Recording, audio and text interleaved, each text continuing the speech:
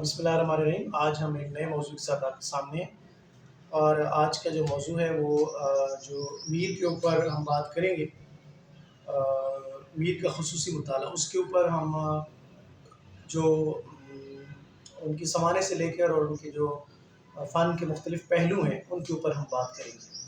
تو سب سے پہلے اگر ہم بات کریں یعنی ان کی آباء و اجداد کی، تو ان کا یہ کہا جاتا ہے کہ وہ حجاز کی سرزمین سے یہاں پہ آئے اور جنوبی ہندوستان میں دکن میں وہ قیام پذیر ہوئے۔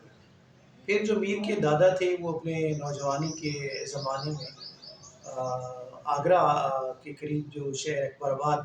وہاں پہ وہ آئے اور وہ فوج میں وہاں پہ ملازم ہوئے، اور یہیں پر میر کی ولادت ہوئی، یا میر کے والد کی یہیں پہ ولادت ہوئی۔ میر کے جو والد ہیں وہ دو بھائی تھے، ایک نوجوانی میں ہی وہ ان کو دماغ کا عارضہ تھا اور وہ اس میں چال بسے، اور دوسرے جو ہے وہ میر کے والد تھے جن کا نام سید محمد علی تھا، اور جو میر متقی کے نام سے جو ہے وہ معروف ہوئے، اور یہی نام جو ہے میر نے بھی ان کا اپنے تذکروں میں لکھا ہے۔ اور پھر یہ ہے کہ جو میر کے والد ہیں اکبر آباد کے ایک بڑے مشہور اس زمانے کے وہاں پہ استاد تھے، اور کلیم اللہ اکبر آبادی، ان سے انہوں نے تعلیم حاصل کی، اور اس کے بعد وہ صوفی منش کے طور پر جانے جاتے ہیں، اور آخر میں تو کہا جاتا ہے کہ وہ گوریا نشین یا گوشہ نشین ہو گئے تھے، اور میر کے والد۔ اور پھر یہ بھی ہے کہ انہوں نے مختلف سفر کیے جن میں میر ان کے ساتھ ہوتے تھے، اور اس زمانے میں جو مروجہ تعلیم کا طریقہ تھا وہ یہ تھا کہ گھر میں کافی ساری چیزیں جو ہے وہ بچے پڑھ لیتے تھے، اور پھر 7-8 سال کی عمر میں جو ہے وہ اسکول جانا شروع کرتے تھے، تو اس میں پھر وہ فارسی بھی آ جاتی تھی، عربی بھی آ جاتی تھی، اور جو مقامی زبان ہے جو بھی اس وقت ہوتی تھی اس میں بھی تعلیم دی جاتی تھی، اور پھر مختلف علوم جس میں ریاضی ہے، جس میں منطق ہے، جس میں فلسفہ ہے، آہستہ آہستہ پھر آگے وہ اگلی جماعتوں میں جو ہے وہ ان کو تعلیم دی جاتی تھی۔ تو اس طریقے سے کر کے کہا جاتا ہے کہ وہ پھر میر کے جو والد ہیں انہوں نے یہ تعلیم وہیں سے حاصل کی، اور میر نے خود بھی اسی طریقے کے تحت جو ہے وہ ابتدائی تعلیم اپنی حاصل کی۔ سید امان اللہ جن کا ذکر میر نے بھی کیا ہے، اور وہ ان کے والد کے آپ سمجھ لیں کہ بڑے معتقد تھے، اور انہوں نے میر کو بہت زیادہ تعلیمی لحاظ سے بہت انہوں نے میر کی امداد کی، اور 7 سال کی عمر میں ان سے انہوں نے قرآن پڑھنا شروع کیا، اور پھر اس کے بعد جو ہے وہ 10 سال تک کے عرصے میں وہ میر جو ہے ان کے زیر تعلیم رہے، اور اس دوران جو ہے وہ اچھا، میر کے والد صاحب نے بھی 2 شادیاں کی تھی، اور ایک جو ان کی بیگم تھی وہ خان آرزو کی ان کی بہن تھی، اور ان سے ایک بیٹا تھا ان کا جس کا نام تھا حافظ محمد حسن، جو میر کا سوتیلا بھائی تھا۔ اس کے بعد میر لوگ خود جو ہیں وہ 3 بہن بھائی تھے، اور میر کا نام آپ کو پتہ ہی ہے کہ متقی تھا اور تقی تھا، اور ان کے جو دوسرے بھائی ان کا نام رضی تھا، اور ان کی ایک بہن تھی، یہ 3 بہن بھائی تھے، اور وہ بھی شاعرہ تھیں۔ میر کی جو بیٹی ہیں وہ شاعری کرتی تھی، اور میر کے جو سن پیدائش ہے اس کے بارے میں اختلاف ہے، اور مثلا عبدالحق نے اور جعفر لکھنوی نے اور شاہ سلمان نے جو تاریخ پیدائش دی ہے وہ لگ بھگ 1725 یعنی بنتی ہے، 1137 ہجری انہوں نے لکھا ہے، اور وہ جو ہے اس حساب سے۔ اور اس کے بعد پھر مصحفی کا جو تذکرہ ہے، تذکرہ ہندی، اس میں انہوں نے جو تاریخ پیدائش دی ہے وہ عیسوی سن کے لحاظ سے 1719 بنتی ہے، اور اسی طریقے سے جو میر کے اپنے داماد ہیں انہوں نے ایک جگہ پہ میر کی جو تاریخ پیدائش ہے وہ دی ہے 1723، اور یہی سال جو ہے ان کا مستند مانا جاتا ہے، اور اسی کو جو تاریخ ہے اور جو تذکرے ہیں اس میں بھی ان کا ذکر ابھی بھی آپ سرچ اگر کریں تو میر کی تاریخ پیدائش آپ کو یہی ملے گی 1723۔ ابتدائی تعلیم جو ہے وہ جیسے میں نے آپ کو بتایا وہ پھر سید امان اللہ سے انہوں نے گھر کے بعد پھر سید امان اللہ سے کی، اور پھر جب سید امان اللہ کا انتقال ہو گیا تو ظاہر میر اس میں بڑے آزردہ ہوئے، اور باپ کی شفقت جو ہے نا وہ ان کو دیتے تھے، اور استاد بھی تھے۔ پھر کچھ ہی عرصہ بعد جو ہے میر کے اپنے والد صاحب جو ہے وہ بھی داغ میں فرقت دے گئے ان کو، اور تو اس طرح کر کے میر کی جو ابتدا میں ہی انہیں مسائل کا سامنا کرنا پڑا۔ پھر جب وصیت لکھوانے لگے، وہ بیٹے کو بلایا، میر کا جو چھوٹا بھائی ہے وہ تو اور زیادہ چھوٹا تھا، تو میر اور اس کے سوتیلے بھائی کو جب بلایا تو انہوں نے کہا کہ میرے پاس جو ترکہ ہے وہ کچھ کتابیں ہیں چند سینکڑے، تو وہ آپ دونوں بانٹ لیں۔ تو میر کے جو بھائی تھے انہوں نے کہا ہے کہ میں کتابیں تو مجھے ضرورت ہے، میں بڑا ہوں، اور یہ چھوٹا ہے، یہ تو جہاز بنا کے اور کشتیاں بنا کے کتابوں کے اور آنکھ نکال کے یہ ضائع کر دے گا۔ تو میر نے وہیں پہ ان کو کہا والد صاحب کو کہ نہیں، آپ کتابیں ان کو دے دیجیے، مجھے کتابوں کی ضرورت نہیں ہے۔ اس کے بعد جو ہے نا وہ میر کو یہ بھی وصیت ہوئی کہ میر میرا جو قرض ہے کچھ لوگوں کا میں نے دینا ہے وہ آپ ضرور ادا کر دیجیے گا۔ اب میر کے لیے مسئلہ یہ تھا کہ میر تو کہتے تھے کہ اب مجھے تو یہ لالے پڑے ہوئے ہیں کہ میں والد کی تجہیز و تکفین کیسے کروں گا، تو وہ پھر والد نے یہ معمہ جو ہے یا ان کا مخمصہ اس کو یوں دور کر دیا کہ ابھی جو ہے نا وہ کچھ مہاجن آئیں گے اور وہ آپ کی امداد کریں گے تو تجہیز و تکفین جو ہے نا وہ ہو جائے گی۔ لیکن وہ بھی کہا جاتا ہے کہ میر نے لینے سے انکار کر دیا۔ میر نے خود چونکہ لکھا ہے، اور بعض لوگوں نے کہا ہے کہ میر چونکہ مبالغہ آرائی بھی کرتے تھے اپنے خاص طور پہ بارے میں، تو لیکن کہنے کا مقصد یہ ہے کہ وہ بہت زیادہ اس وقت تھی، تنگ دستی تھی۔ میر نے اپنے چھوٹے بہن بھائیوں کے لیے پھر روزگار کی تلاش میں انہوں نے کہا کہ میں نکلتا ہوں، اور وہاں سے پھر وہ دلی آئے۔ اور آپ کو پتہ ہے کہ دلی میں جو اس وقت کیوں لوگ آ رہے تھے، اس وجہ سے کہ دارالحکومت تھا اور وہاں پہ زیادہ مواقع تھے۔ آج بھی تو دیکھیں دارالحکومتوں میں لوگ جاتے ہیں کہ وہاں پہ زیادہ روزگار کے مواقع میسر ہوتے ہیں۔ تو پھر اس کے بعد جو ہے وہ جب اس وقت دلی کو شاہ جہان آباد کے نام سے وہ مشہور تھی، اور وہاں پر وہ آئے تو انہوں نے جو میر کے خالو تھے، یعنی جو ان کے بھائی کے خالو تھے، ان کے جو سوتیلے خالو ہوئے، وہاں پہ انہوں نے قیام کیا۔ اور یہ زمانہ جو ہے وہ میر کے لڑکپن کا ہے اور سیکھنے کا ہے، جس کو آپ ٹین ایج بھی کہہ سکتے ہیں۔ تو یہاں پہ میر نے بہت زیادہ جو خاص طور پہ آرزو کی، جو چونکہ شاعر تھے، استاد تھے اور شاعری میں، تو ان سے انہوں نے بہت زیادہ یہاں سے کسب فیض کیا۔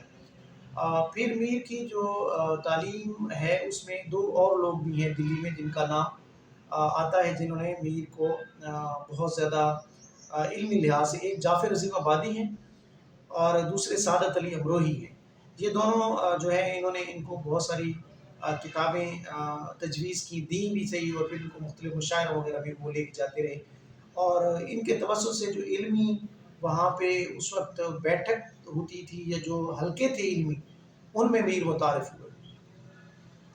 تو عام طور پر یہ بھی کہا جاتا ہے بڑے لوگوں کے بارے میں کہ ان کا تو کوئی استاد ہی نہیں تھا، یا وہ تو خود سیکھے سکھائے ہوتے، یعنی ہم نے بھی، اور کچھ ان کی جو تعلی ہوتی ہے اس میں بھی یہ عمل دخل ہوتا ہے بڑا، کہ جیسے کوئی شاید جو ہے وہ تو امی ہوتا ہے اور ساری چیزیں وہ خود ہی سیکھ کے آتا ہے یا اس کو الہام ہوتی ہے، ایسے ہرگز ہی نہیں ہوتا۔ اگر کوئی انکار کر دے تو الگ بات ہے، لیکن اگر یعنی وہ کچھ براہ راست اگر تعلیم کسی استاد کے سامنے اپنے ذانو تلوث نہ بھی طے کرے، تو تب بھی وہ جب کسی کتاب کو دیکھے گا، کہیں سے کلام سنے گا، تو ظاہر ہے وہ بھی استاد کے درجے لگتی ہے کتاب بھی، اور جو لفظ بھی وہ اس کے کان میں آئے گا، کسی اور کا اگر لفظ ہوگا، کوئی شاعری سن رہا ہے یا کوئی اور چیزیں پڑھ رہا ہے وغیرہ وغیرہ، تو یہاں پہ اس کو بہت زیادہ سیکھنے کا موقع بھی کو ملا ہے۔ لیکن میر کی زندگی میں جو ہے یہ ایک بڑا ایک عجب موڑ آیا جب میر کو انہوں نے کہا کہ میر نے خود لکھا ہے کہ میرے بھائی سوتیلے بھائی نے خط لکھا کہ بھئی اس کو گھر سے نکال دو، تم نے اس کو گھر میں رکھا ہوا ہے، خالو کو کہا۔ تو پھر وہ انہوں نے لکھا ہے کہ انہوں نے مجھے گھر سے نکال دیا۔ اور پھر میر کو اس زمانے میں ایک اور بھی ہوا مسئلہ کہ ان کو دورے پڑنے شروع ہو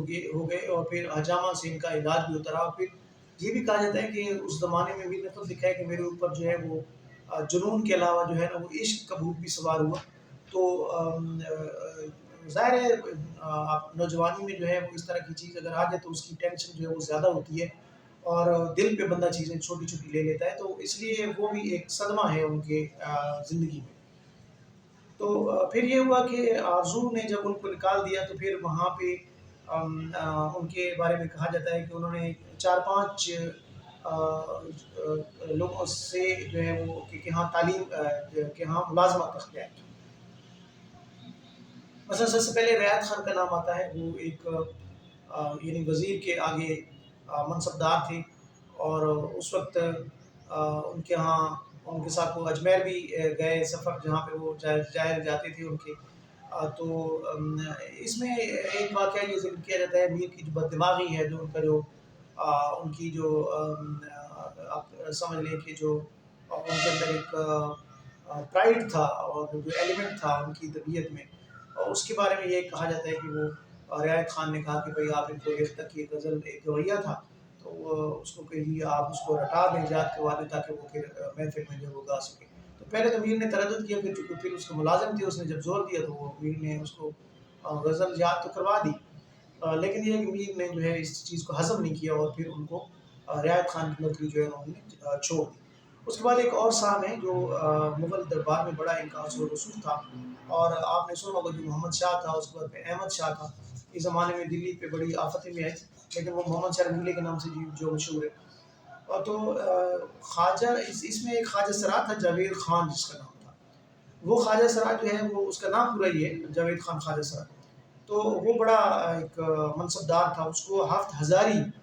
منصب تھا اس کے پاس. وہ بھی میر کی جب شہرت پہنچی اس تک تو اس نے میر کو ملازم رکھا اور بڑی اس نے آوقت کی اور اس نے پھر میر کا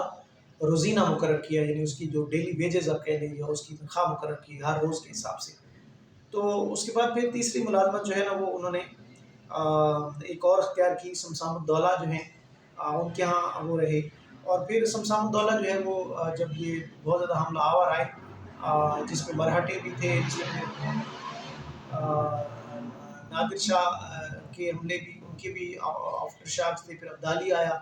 تو یہ سارے مل ملا کے بخارا جنگیاں ہو رہی تھیں اس میں. اور بادشاہ جو ہے نا وہ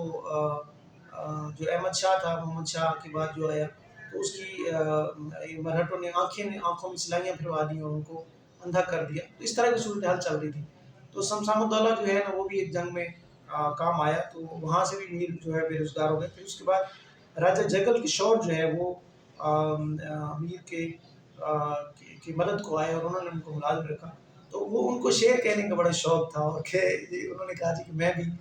شاعری کرتا ہوں. تو ظاہر ہے جس کو سننے کا شوق ہو سخن شناس ہو تو وہ کسی موقع پہ یہ ضرور سوچتا ہے کہ مجھے میں اگر سخن فہم ہوں تو میں سخن ور بھی ہو سکتا ہوں. تو اس نے بھی کوئی کی ہوگی کچھ چیزیں لکھی اور میر کو دکھائی تو میر نے بالکل خط تنسیخ اس پہ پھیر دی اور کہا کہ بالکل یہ تو کسی قابل بھی نہیں ہے اور آپ بالکل شاعر کوئی بھی نہیں. تو اس کو بھی انہوں نے برا نہیں بنایا اور انہوں نے کہا جی کہ بالکل ٹھیک ہے لیکن پھر بھی انہوں نے میر کی مدد جو ہے جاری رکھی. اس کے بعد ایک اور صاحب ہیں جن کا نام ہے راجہ ناگر مل. تو ان کا ایک قول ہے کہ میر کا ہر شعر جو ہے نا وہ موتیوں کی طرح موتیوں کی مالا کی طرح ہوتا ہے. اور پھر ایک اور صاحب ہیں مہانارائن دیوان. یہ بھی میر کے جو چاہنے والے تھے ان میں شامل تھے. اور اس کے علاوہ 2-3 اور لوگ بھی ہیں جنہوں نے میر کی قسمہ پرسی ہے خاص طور پہ 1772 سے لے کے اور 1782 تک یعنی ابدالی کے جو حملے ہیں ان کے جو بعد جو دلی کے اوپر گزری اور جو مرہٹوں نے جو کام کیا. اور آپ کو یاد اگر میں تھوڑا سا دلا دوں تو مرہٹوں کی طاقت کو ختم کرنے کے لیے ان کی شورش کو دبانے کے لیے شاہ ولی اللہ نے ایک خط لکھا تھا ابدالی کو. یہ ہم پڑھتے ہیں اپنے تاریخ اور جغرافیہ میں کہ اس میں تو پھر تو کیا ابدالی لیکن ابدالی نے کیا کیا. اب اس پہ تو شاہ ولی اللہ کا ریئیکشن ہمیں نہیں پتہ کہ شاہ ولی اللہ نے کیا اس پہ کہا ہوگا کہ وہ ایک برائی کو ختم کرنے کے لیے جب آپ دوسری برائی سے کام لینا چاہتے ہیں تو پھر اس کا نتیجہ جو ہے وہ صرف یعنی تباہی کی صورت میں نکلتا ہے. تو وہ جو 10 سال کا عرصہ ہے وہ میر نے بڑی مشکل سے گزارا وہاں پہ، اور گوشہ نشین ہو گئے، اور ظاہر ہے شادی بھی انہوں نے کر لی تھی، اور پھر ان کے بچے بھی تھے، تو وہاں پہ پھر وہ بڑے مصیبت میں تھے۔ تو 1781 میں لکھنؤ میں انتقال ہو جاتا ہے مرزا محمد رفیع سودا کا، جو کہ دربار لکھنؤ کے ساتھ منسلک تھے۔ تو آصف الدولہ نے، جو اس وقت پہلے گورنر تھا، یہ لوگ گورنر تھے مغلوں کے، پھر بعد میں انگریزوں نے ان کو کئی علاقوں کو بادشاہ ڈکلیئر کر دیا، اور وہ آٹونومس ایک قسم کا ان کا خود مختاری کا اعلان کر دیا، بہت ساری ریاستوں سے کروایا انہوں نے، جن میں سے ایک لکھنؤ بھی تھا۔ تو انہوں نے اس کو بلایا اور کہا کہ جی آپ آ جائیں، تو یہاں پہ میر کی شہرت تو ظاہر پورے ہندوستان میں اس وقت پھیل چکی تھی، تو وہ وہاں پہ گئے، اور انہوں نے پھر وہاں پہ بھی ان کی جو بلکہ یہ یعنی میں اس طرف جانا نہیں چاہتا، لیکن مشکل حالات جو ہے صرف آپ وہ ذہن میں رکھیں، اور جو اس طرف ہم نہیں جانا چاہتے کہ میر کی طبیعت کیسی تھی، وہ آپ سب لوگوں نے پڑھا ہوگا، سنا ہوگا کہ کس طریقے سے تھے، اور وہ بالکل بھی جواب دے دیتے تھے، سامنے نہیں کوئی برا مانے یا نہ مانے، ایون بادشاہوں کو اور وزیروں کو بھی کسی خاطر میں وہ نہیں لاتے تھے۔ اچھا، پھر یہ آصف الدولہ کے پاس وہ چلے گئے، اور وہاں پہ جو ان کا دوسری زندگی کا یعنی دور ہے وہ شروع ہوتا ہے، اور وہاں پر وہ دلی کو بہت زیادہ یاد کرتے رہے، یہاں انہوں نے دوسری شادی بھی کی، اور پھر جو میر کی کہ عام طور پر کہا جاتا ہے کہ یہ کوئی ہمت نہیں کرتا تھا کہ جی میر کی جو ہے وہ شاگردی ہمیں جانا، سخت گیر تھے، اور طبیعت بڑی ان کی حساس طبیعت کے تھے، اور چھوٹی چھوٹی باتوں پہ آپ مطلب وہ نہیں برداشت نہیں کرتے تھے، اور پھر ظاہر لوگ اس طرح کے لوگوں کے ساتھ وہ بہت زیادہ قربت جو ہے نا وہ اتنی مشکل ہوتی ہے کہ کہا جاتا ہے کہ تلامذہ کی ان کی تعداد جو ہے نا وہ بہت کم ہے، لیکن پھر بھی کچھ لوگوں نے لکھی ہے کہ کچھ نے نام لکھے ہیں، کچھ نے ویسے کہا ہے کہ جی 2-3 درجن کے قریب جو ہے نا ان کے شاگرد تھے۔ تو جن شاگردوں کے نام آتے ہیں ان میں ایک میر حسن تجلی ہے، اس کے بعد ضیاء الدین ضیاء دہلوی ہیں، اس کے بعد غلام علی راسخ ہیں، اور یہ ناسخ کے استاد بھی کہے جاتے ہیں، ناسخ نے ان سے اصلاح بھی لی تھی۔ میر فیض علی ہیں، اس کے بعد میر کلو عرش ہیں، اس کے بعد شیخ محمد حسن ہیں، باقر علی دہشت ہیں، محمد حسین برشتہ لکھنوی ہیں، عبد الرسول نثار ہیں، اور عاشور بیگ طالب ہیں۔ یہ ان کے جن سے 2 ان کے بیٹے ہیں، اور باقی شعراء ہیں۔ ان کی جہاں تک تصانیف کی بات ہے تو تصانیف ان کی اس میں آتی ہیں کہ وہ ایک تو 6 دیوان ہیں، جن میں سے لگ بھگ 13,585 قریب ان کے اشعار ہیں ان میں، اور اس کے علاوہ غزلوں کے، اس کے علاوہ مثنویاں ہیں، بہت ساری قصائد ہیں، قطعات ہیں، شعر آشوب ہیں، واسوخت ہیں، اور پھر ایک ان کا دیوان فارسی کا بھی ہے۔ ایک انہوں نے کہانیوں کی کتاب لکھی تھی اپنے بیٹے کے لیے، اور اس کا نام انہوں نے رکھا تھا فیض میر۔ تو یہ غالباً فیض علی بیٹے کا نام بھی تھا، تو فیض میر انہوں نے رکھا، اور فیض میر میں جو ہے نا 5 قصے انہوں نے بیان کیے ہیں۔ اس کے بعد پھر ان کی ایک فارسی کا دیوان بھی ہے۔ ذکر میر جو ہے وہ ان کی آبیتی ہے، اور نکات الشعراء ان کی ایک کتاب ہے جو انہوں نے جو تذکرہ ہے شعراء کا، اردو شعراء کا وہ لکھا ہے، لیکن وہ بزبان فارسی ہے۔ میر کے جو بیٹے ہیں، 2 بیٹے تھے، اور ایک کا نام فیض علی تھا، ان کے بارے میں کہا جاتا ہے کہ ان کی طبیعت بالکل میر کی طرح تھی، اور دوسرے جو ہے وہ حسن عسکری ان کا نام تھا، جو میر کلو عرش کے نام سے مشہور ہیں، اور وہ تو شاعر بھی تھے، اور ان کے بہت زیادہ شاگرد بھی لکھنؤ میں موجود رہے بعد میں۔ اور پھر ان کی ایک بیٹی بھی تھی جو بیگم کے تخلص سے جو ہے وہ شاعری بھی کرتی تھی، اور جو ہے یہ خدائے سخن یہ اپنی عجیب و غریب زندگی گزار کے، اور بڑی مشکلوں سے،